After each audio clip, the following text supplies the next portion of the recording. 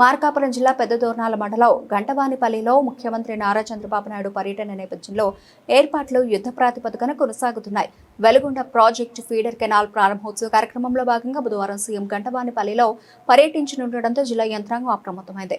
Veligonda project రాష్ట్రంలో ముఖ్యమైన సాగునీటి ప్రాజెక్టులలో ఒకటిగా గుర్తింపు పొందింది. ఈ ప్రాజెక్టు ఫీడర్ కెనాల్ ప్రారంభంతో పరిసర ప్రాంతాల రైతులకు సాగునీటి సౌకర్యం మెరుగుపడనుంది.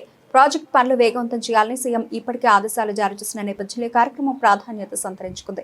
సీఎం పర్యటనను విజయవంతం చేయడానికి జిల్లా collector, SP, irrigation, revenue, Panchayati Raj, విద్యుత్, ఆర్ఐఎన్బి తదితర శాఖల అధికారులు సమన్వయంతో పనిచేస్తున్నారు. సభావేదిక నిర్మాణం, అతిథుల కూర్చోవడానికి ప్రత్యేక ఏర్పాట్లు, తాగునీరు, పారిశుధ్యం, వైద్య శిబిరాలు, అంబులెన్స్ సదుపాయాలు వంటి ఏర్పాట్లు చేస్తున్నారు.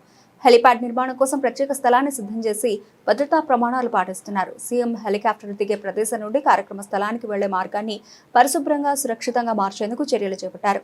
సీఎం పర్యటన దృష్ట్యా పోలీస్ శాఖ విస్తృత భద్రతా ఏర్పాట్లు చేపట్టింది. ఎస్పీ ఆధ్వర్యంలో భారీగా పోలీసు బలగాలను మోహరించారు. హెలిప్యాడ్ ప్రాంతం, సభావేదిక పరిసరాలు, ప్రధాన రహదారులు అన్ని సీసీ కెమెరాలతో పర్యవేక్షిస్తున్నారు. డాగ్ స్క్వాడ్ బృందాలు, బాంబు డిస్పోజబుల్ స్క్వాడ్ ద్వారా సమగ్ర తనిఖీలు నిర్వహిస్తున్నారు.